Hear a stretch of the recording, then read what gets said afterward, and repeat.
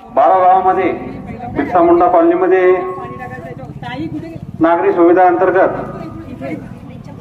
10 लाख रुपयाचा निधी माननीय सौ आशाताई बुचके जिल्हा परिषद पुणे जिल्हा नियोजन समितीच्या सदस्या यांच्या माध्यमातून आज या आपल्या बिरसा मुंडा कॉलनी अंतर्गत रस्ता आहे त्यासाठी 10 लाख रुपयाचा निधी मंजूर केल्याबद्दल आशाताईंचं आपण सर्व ग्रामस्थांच्या वतीने सहर्ष स्वागत, धन्यवाद। आज या ठिकाणी आपण सकाळपासून पाहत असाल जुन्नर नगरपालिकेमध्ये ताईंच्या माध्यमातून विविध विकास कामांचा भूमिपूजन समारंभ मोठ्या थाटात आणि उत्साहात पार पडला। आज शहरामध्ये जवळपास 5 कोटी रुपयाचा निधी ताईंच्या माध्यमातून आज उपलब्ध झाला।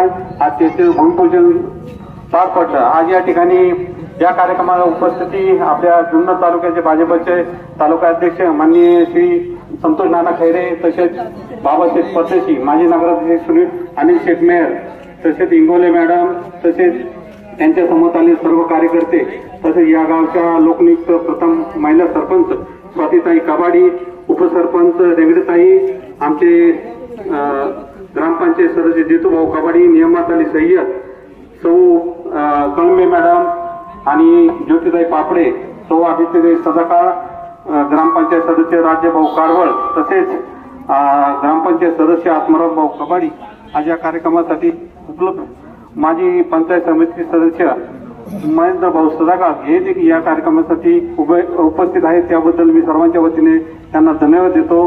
पंडित मेमाने माजी पंचायत समिती सदस्य, तसेच आयवन न्यूजचे संपादक अरुणजी मोरे हे सुद्धा उपलब्ध आपल्या कार्यक्रमाला उपस्थित राहिल्याबद्दल धन्यवाद देतो। आज या ठिकाणी आपल्या कार्यक्रमासाठी सर्व गावातील ग्रामस्थ मोठ्या हिरेने उपस्थित आहेत, तसेच बाळासाहेब सदाकाळ असेल, सर्व बिरसा मुंडा कॉलनीतील सर्व शिक्षकवृंद, बाळासाहेब लांगे सर असतील, त्यांचे सहकारी असतील, त्या सर्वांचे मनापासून धन्यवाद। तसेच ग्रामपंचायत सदस्य ज्येष्ठ सदस्य संजूबाई परदेशी यांच्या माध्यमातून आज आशाताईंनी या बिरसा मुंडा कॉलनीसाठी 10 लाख रुपयाचा काँक्रीटीकरणाचा निधी दिल्याबद्दल मी सर्व ग्रामस्थांतर्फे ताईंना धन्यवाद देतो। ताई, इथून पुढच्या काळामध्ये ही नागरीकरण मोठ्या झपाट्याने वाढत आहे, तर जुन्नर शहरालगत ही ग्रामपंचायत असून आज या ठिकाणी शहराच्या तोलामानाने आज आमचे सर्व ग्रामस्थ जुन्नर नगरपालिकेमध्ये जे विकास कामे चालली ती पाहतात, त्यानुसार या गावामध्ये बरेच नागरीकरण वाढत असल्यामुळे गल्ली काही 5 लाख 10 लाखाची काँक्रीटीकरणाची कामं आहेत ती आपण या भविष्यकाळात आम्हाला उपलब्ध करून देशाल। आपण जो आता साखर पुलाचा जो नारळ वाढवला आहे आणि हा सर्व रस्ता शिवनेरी विकास मधील आपण मागच्या काळात केला, त्या शिवनेरी विकास मधून वर्षा जो वडद रस्ता आहे त्या रस्त्यासाठी आपण स्ट्रीट लाईट बघितली की शिवनेरी विकास म्हणून स्ट्रीट लाईट आपल्याला उपलब्ध करून दिली। आता ही स्ट्रीट लाईट सुद्धा जुन्नर नगरपालिकेपासून तर आपल्या दत्त मंदिर खिंडीपर्यंत जुन्नर शहरात स्ट्रीट लाईट आपण दिलेल्या आहेत त्या आपल्याला इथं उपलब्ध करून द्याव्यात। तसंच तुळजाई वस्तीमध्ये आज तसं बघायला गेलं तर आमची तुळजाई वस्ती मोठी ठाकर आदिवासी समाजाची वस्ती आहे, तिथं ठक्कर बापाच्या माध्यमातून आम्ही प्रस्ताव लिहिलेला आहे। त्या प्रस्तावांतर्गत तिथं जागेचा प्रश्न सुद्धा सॉल्व्ह झालेला आहे। तिथं एक सभामंडपाची मागणी आहे ना की आपल्याला आपले कागदपत्राची पूर्ण झालेली आहे आणि येणाऱ्या आता साखावचं जे आपण भूमिपूजन केलं त्याच्यात पुढे एक साखाव अजून आहे, ते आम्हाला पुणे जिल्हा नियोजन समितीमध्ये आपण लवकर उपलब्ध करून द्या अशी ग्रामस्थ नगरने आपण आपणास विनंती करतो। आणि पुढील सूत्रसंचालन मी लांगे सर यांना आत्माराम या पेढेचा उचल थांबा फुटला आहे पेढे वाटून टाका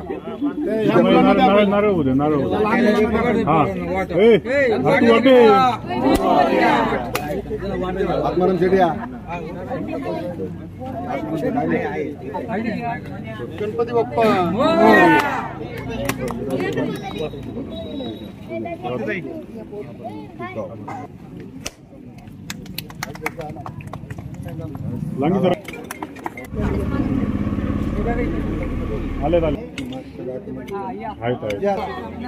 हो या लांडे मावशी पुढे या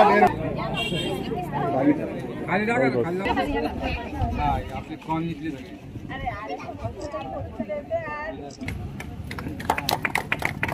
तसेच पंचायत समिती सदस्य यांचा सत्कार जितू कापड बाबासाहेब परदेशी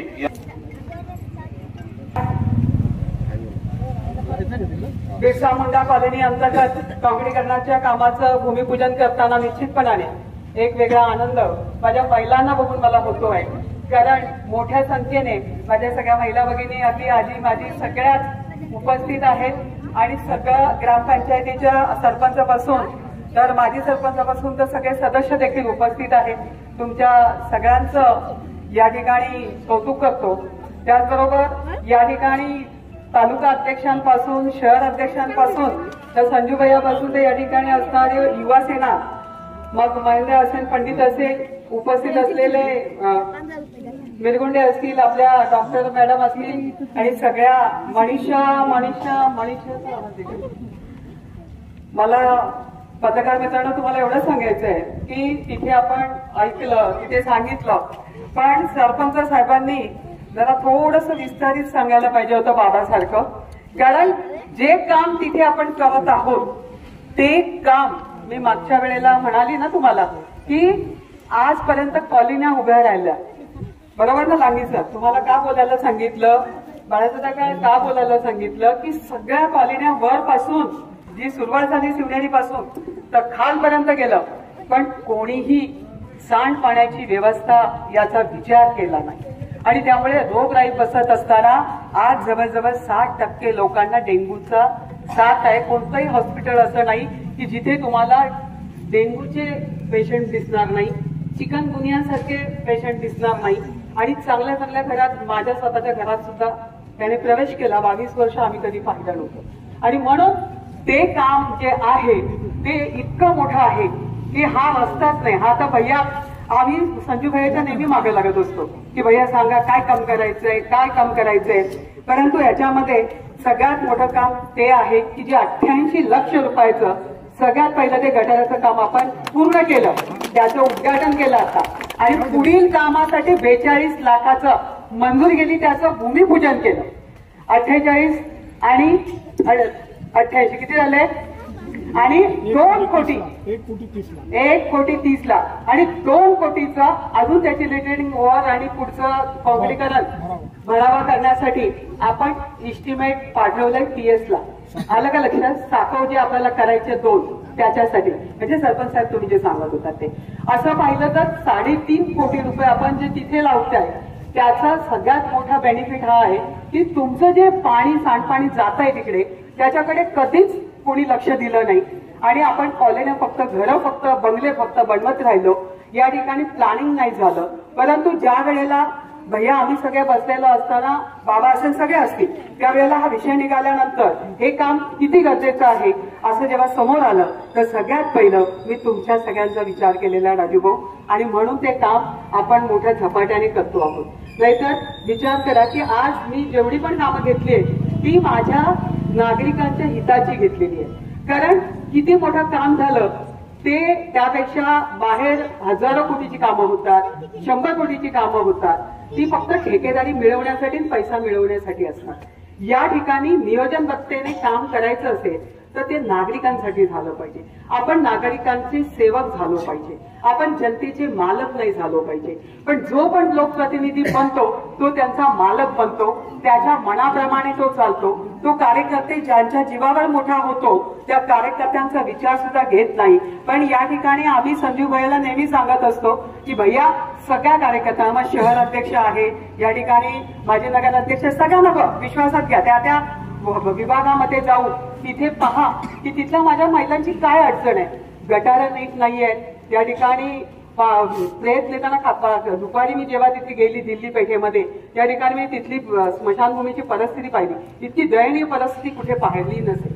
मग कशासाठी विकासाचा ध्यास आणि विकासाच्या गप्पा मारायच्या आणि कशाला सत्तेच्या खुर्चीत बसायचं जर माणसाला हे कळत नसेल तर. सर्वसामान्यांची जाण ठेवून काम करायचं असेल तर ते सर्वसामान्यांसाठीच झालं पाहिजे नका ठेकेदारीसाठी. आणि म्हणून सरपंच साहेब तुम्ही जी मागणी केली की इथून पुढे देखील जो काम तिथे होणार आहे त्याच्यामुळे हा संपूर्ण असणाऱ्या परिसराचं सांडपाणी व्यवस्थितपणाने या ठिकाणी आज पाऊस झाला तर तुम्ही सांगा कुठे पाणी तुंबलेलं दिसलं का तुम्हाला रस्त्यावर? माझे 2 राऊंड झाले कारण मी गणपतीत आली होती, बरोबर ना? तू होतीस, तुझ्याबरोबर आहे ना? मी गणपतीत आली होती ताई, तुम्ही नव्हता. परंतु माझं लक्ष एकाच गोष्टीकडे होतं की अरे आपण एवढे पैसे टाकले 88 लाख आणि आता परत टाकणार आहोत, पण त्या काम झाले का व्यवस्थित? कारण तिथली कॉलनी जी आहे ना, तिथल्या महिला खाली उतरल्या होत्या त्यावेळी आणि त्यांनी मला सांगितलं तर इतके डास आहे, इतके आमच्या मुलांना त्रास होतो, आजारी पडतात आणि शिक्षकांची कॉलनी आहे, बरोबर ना? आणि म्हणून आज लांगे साहेब तुम्हाला सांगायचं कारण एवढंच आहे की या ठिकाणी काम कोणतं केल्याने जनतेला समाधान मिळेल, नागरिकांना समाधान मिळेल, ही आमची तळमळ आहे. कारण मी एक महिला आहे, तुम्ही एक महिला आहे. घरामध्ये सगळ्यात पहिलं तुम्ही पाहता की आपल्या बाळांची आरोग्य कसं चांगलं राहील आणि इथे आरोग्याचं कोणाला पडलेलं नाही. आणि म्हणून या ठिकाणी काम करत असताना जे काही माजी सरपंचांनी सांगितलं आहे, जे काही सरपंच ताईला वाटतं किंवा संजू भाईला वाटतं, या ठिकाणच्या नागरिक महिलांना सदस्यांना वाटतंय, त्याच पद्धतीने तुमची जी मागणी आहे सभामंडपाची, सरपंच तुमचा विषय, तुमची जी मागणी आहे मला तुम्ही ते डॉक्युमेंट द्या. निश्चितपणाने आम्ही जे जे ठिकाणी तुम्हाला वाटतं की हे रस्ते किती गरजेचे आहेत, हे 10-20 लाख मोठी गोष्ट नाहीये, हेच काम केलं पाहिजे तर ही मुलं, लहान लहान लेकरं सुरक्षित जातील. नाहीतर हे पाण्यात पावसात त्यांना खड्डा कळत नाही, सायकलीवर मुलं छोट्या सायकली घेऊन फिरू शकत नाही, मग त्यांच्यासाठी कॉलन्या उभ्या राहिल्या. बिरसा मुंडा हे नाव आपण दिलंय, त्याच पद्धतीने साजेसं काम या गल्ल्यांमध्ये झालं पाहिजे. माझी स्वतःची मागणी आहे, तुमची नाही, ही माझी मागणी आहे, माझी तळमळ आहे. त्यामुळे तुम्ही सांगत चला आणि मी करत चालेल. फक्त पाठपुरावा करा, कामाला मी कुठेच कमी पडणार नाही. या ठिकाणी आज आपण आम्हाला बोलवलं आणि मला जी संधी, जी की पहिले 20 वर्षात आई माझ्याकडे ही संधी नव्हती, कारण जिल्हा परिषदेमध्ये असताना आम्हाला शहरात पैसे टाकता येत नव्हते. पण आता जेव्हापासून भारतीय जनता पार्टीने माझ्याकडे कालवा सल्लागार समिती आणि या ठिकाणी नियोजन समिती दिली आहे, तर मला नगर उत्थान मधून काम करता येतं, मला नियोजन मधून पाहिजे तेवढं काम करता येतं. आणि म्हणून कोट्यावधी रुपयाची कामं आपण आणतो. 5-6 कोटीचा ब्लीजचं मी तुम्हाला याच्यातच वडसमध्येच बघा तुम्ही, तो धरणाच्या पुढून जे आपण वडस कॉलनी ओलांडतो, वडसकडे जातो, तो 6 कोटीचा पूल आहे आणि त्याच्या पुढे माझ्या गावाकडे जाणारा 5 कोटीचा रस्ता आहे. पण त्यापेक्षा मला आनंद तेव्हा होतो जेव्हा हे अशा कॉलन्यांमध्ये रस्ते होतील. कशा कॉलन्यांमध्ये? अशा कॉलन्यांमध्ये. कारण मी लहानपणी चाळीमध्ये राहिलेली आहे, मला चाळीतल्या लोकांचं दुःख माहिती आहे, कारण ते आम्ही भोगलंय. कारण चाळीमध्ये राहणाऱ्याला घरात आलेलं पाणी सुद्धा उपसून काढावं लागतं पावसाळ्यात आणि गटारं भरली तर तेच पाणी आतमध्ये येतं. आणि म्हणून माझं लक्ष सतत असतं की विकास विकास म्हणजे काय, तर जनतेला भावेल तो विकास. जनतेला जेव्हा आपण सेवक जनतेचे होऊ, त्या दिवशी खऱ्या अर्थाने या तालुक्याचा, खऱ्या अर्थाने या महाराष्ट्राचा विकास होईल. आणि म्हणून माझी तुम्हा सगळ्यांना एकच विनंती आहे की येणारी निवडणूक तुम्ही मला आमदार करणार आहात का? होता टाळ्या होऊन जाऊ दे बघू. कारण माझी आणि मला एकदाच व्हायचं बरं का, परत परत येणार नाही तुम्हाला म्हणायला का मला परत परत आमदार करा. कशासाठी? परत परत जो म्हणतो ना तो स्वतःसाठी म्हणतो. मी एकदाच का म्हणते का, जसं मी जिल्हा परिषदेमध्ये विरोधक असून मी सत्तेतली कधीच नव्हती ताई, 20 वर्ष विरोधी पक्ष नेता म्हणूनच काम केलं, परंतु विरोधी बाकावर बसून सुद्धा कधी कोणाला मॅनेज झालो नाही, कोणाचा रुपया खायला गेलो नाही. आणि म्हणून धाक ठेवून, डोळ्यात झरप ठेवून काम केलं. एक महिला सदस्य काय करू शकते सत्ता नसताना हे उत्तम उदाहरण घालून देण्याचा एक प्रामाणिक प्रयत्न माझा होता. आज सुद्धा माझा प्रामाणिक प्रयत्न आहे की जनतेचा सेवक कसा असावा, जनतेचा मालक नसावा, तो आमदार कसा असावा. तुमची ही ताई, तुम्ही ज्या दिवशी त्या सभागृहात मी विधानसभेच्या जाईल ना, तुम्हा सगळ्यांना वाटेल का आम्ही आमदार झालो? वाटेल की नाही? वाटेल ना? मग तो अभिमान, स्वाभिमान त्या दिल्लीच्या तख्तावर न्यायला ही जिजाऊची लेख, सावित्रीची लेख, अगदी तुम्हाला सांगते, शब्द देऊन सांगते, तुम्ही सगळ्या सुवासनी माझ्यासाठी येणाऱ्या नवरात्रीच्या नवचंडिका सगळ्या देवीचे अवतार आहात. तुम्हाला सगळ्यांनाच करून सांगते की जी संधी मला मी मागतेय ती संधी माझ्यासाठी नाही तर येणाऱ्या पिढीसाठी. राजकारण इतकं गलिच्छ आणि घाणेरडं होत चाललेलं आहे की त्याच्यामध्ये कुणालाच कुणाकडे बघायचा वेळ नाही. त्यामुळे आपल्यासारख्यांचे हाल होतात.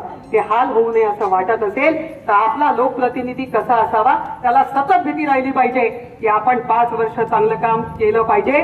ताई सारखंच आज जर मी 5 वर्ष तशी जे आज होते ज्या पद्धतीने मी काम करते रात्रंदिवस ध्यास घेऊन आणि जनतेचा विकास आणि खऱ्या अर्थाने सर्वसामान्यांची ताई म्हणून काम करते, तोच दरारा आणि धडक माझी तिथे राहणाऱ्याची तोप तिथे दडाडणार आहे. आणि दिल्लीच्या तख्तावर ह्या शिवनेरीचा नाव पोचवल्याशिवाय मी स्वस्थ बसणार नाही हा शब्द माझा तुम्हाला आहे. आणि म्हणून पुढच्या वेळेला जो कोणी उभा राहील ना त्याला माझ्याशी स्पर्धा करावी लागेल की एक आज पण आमदार खासदार सगळ्यांनी चौकात यावं आणि सांगा तुम्ही किती पैसे दिले, कोणत्या गावचा काय विकास केला. मी तालुक्याचा पाडा वाचेल, तालुक्याचा.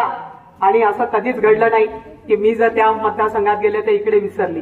माझ्या प्रत्येक कार्यकर्त्याला ताकद देण्याचे काम आमचं उदापूर तिथे आहे. आमचं काय महेंद्रा मड बागा पुढे तुम्हाला अडचण खिरेश्वर अडचण कोणालाही गरज पडली तर तिकडच्या टोकाचं माझ्या आदिवासी सरपंच महिला सुद्धा मला फोन करतात.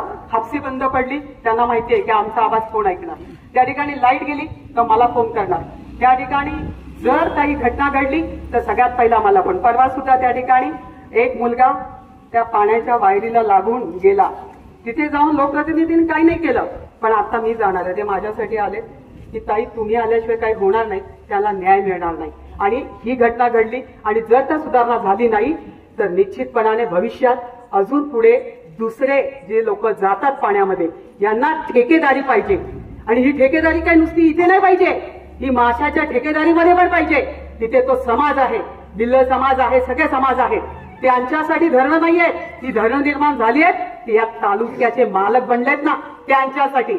आणि 40-40 वर्ष सत्तेची मस्ती डोक्यात घेऊन हे फक्त ते त्या ठिकाणी माणूस दाखवला जातो एक पाठीमागून चालवणारे हे सगळ्या धरणांचे ठेके यांचे हे बंद झालं पाहिजे.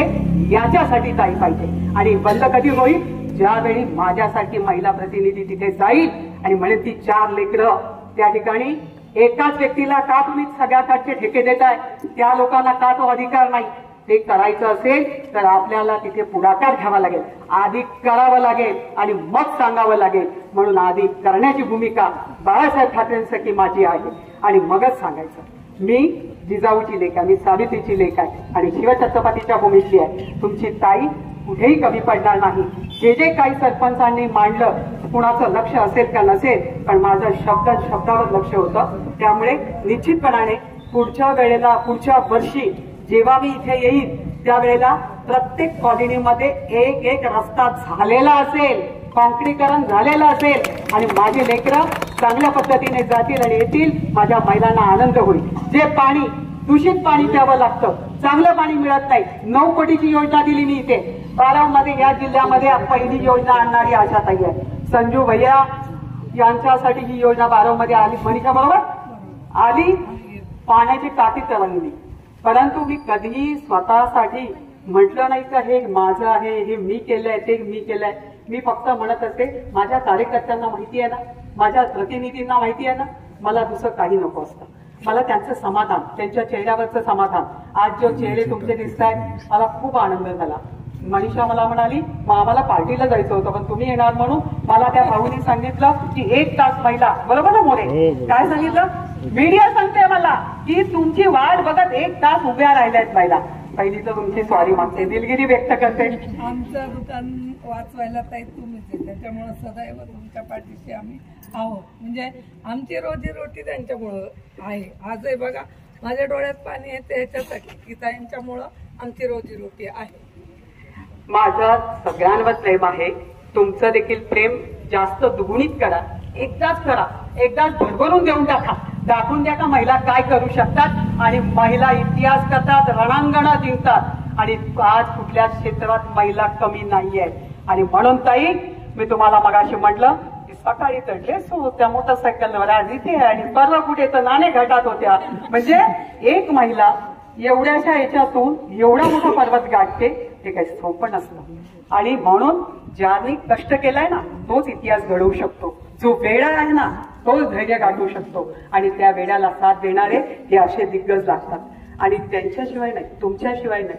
म्हणून साठी माझी सगळ्यांना विनंती आहे, तुम्हाला या ठिकाणी वाट बघावी लागली. काम इथेला फार छोटं आहे, पण येणाऱ्या काळात तुम्ही सुचवलेली जी कामं आहेत, सरपंचांनी जे सांगितलंय ड्रेनेज लाईनचं काम आहे, ते आपण सगळ्यात पहिली प्रायोरिटी देणार आहे आणि त्या कामावर का फोकस करणार आहे. तर तुमच्याकडे कोणी आलं तर तो त्यांना वाटावं. जसं दुपारी त्यांनी सांगितलं, मी तिथे सांगितलं इस्टिमेट वाढवा, एवढ्याने होत नाही ना. इथे डेड बॉडी आणल्यानंतर पाण्यात जाऊन डेड बॉडी ही करावी लागते, चालणार नाही असं. मग ह्या गोष्टी करण्यासाठी आपल्याला संधी घेतली पाहिजे आणि म्हणून ही संधी मी घेणार, तुम्ही मला देणार आणि मी पुन्हा या ठिकाणी येणार. ती एकाच वेळी सगळीकडची चांगली चांगली कामं जी तुम्हाला आवडणारी भावणारी आहेत त्याच्यासाठी येणार. जय हिंद, जय महाराष्ट्र, जय श्रीराम.